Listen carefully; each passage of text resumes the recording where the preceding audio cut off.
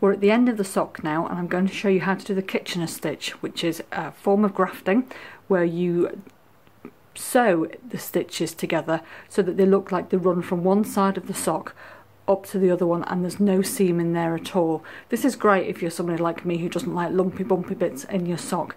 There are alternative ways of finishing a sock off, but I like this one because it's completely seam free.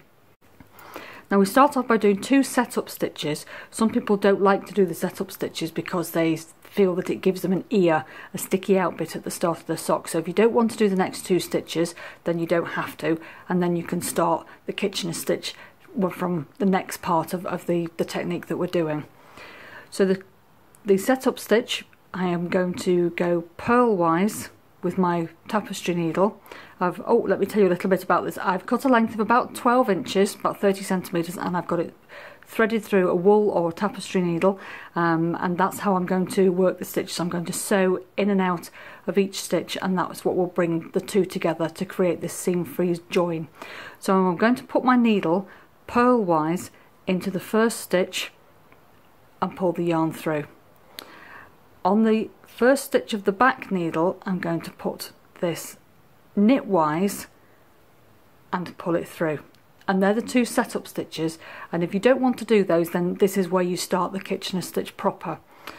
So I'm going to go knitwise into the first stitch. Now it's important to try and keep your yarn quite tight here, and always keep it underneath the needles so that you don't end up catching it and making a big loop. So having gone knitwise through that first stitch, I slide it off the needle, and then I put my needle purlwise through the next stitch.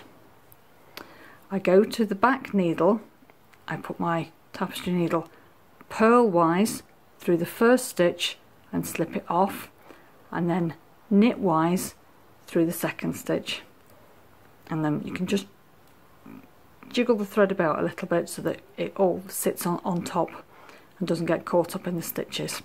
We go back to the front needle, I go into the first stitch knitwise and slip it off, and then into the second stitch purlwise, but don't slip it off.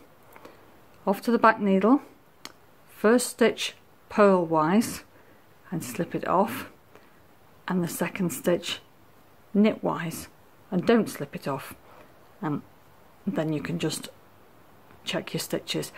It's difficult later on to be able to tighten them up, so you just need to make sure here that you've got your stitch across the top as tight as you need it to be.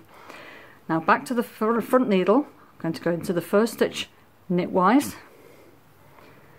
and slip it off, into the second stitch purlwise, then to the back needle, into the first stitch purlwise, slip it off, and into the second stitch knitwise. Now I don't know if you can quite see what's happening here. Let's do another couple of stitches. Onto the front needle, into the first stitch knitwise, slip it off, into the second stitch purlwise, onto the back needle, purlwise, and then slip it off, into the second stitch knitwise. Now can you see that we're starting to get stitches creating here? This is the point where if you need to jiggle them along and tighten them up a little bit, you can do that, but be careful that you don't leave it to the end, because it becomes quite a job to do that. And you can see that there's a new stitch forming in between the front and the back sections of the sock.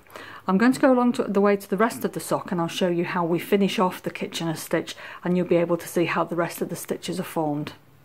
There you can see, if you look, that we've got a line of stitches that go across here, and you can see how they join in perfectly with the rest of the knitting.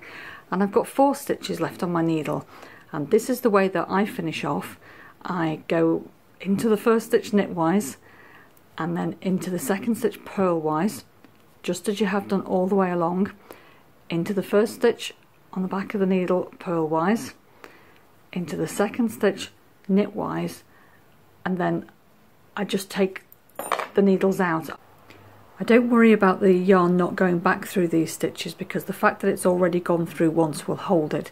So what I do to stop this ear, this is another one of the things that people worry about and think that it might stick up, is I take the yarn and pull it over the top of the stitches and then I sew it down. And you can't tell if you're using the same colour yarn as your sock anyway, and then it's up to you how you choose to weave this end in. You could weave it in on the inside, you could weave it along those stitches if you wanted to. I like to go up and down on the side seam, and I just go in and out of every stitch, and I'll go down quite a long way and then I'll come back up again in the other direction, and then I'll probably go back down again in the same direction that I did for the first one. And as long as you've woven it in for quite a good long way, then you shouldn't have a problem with it coming out.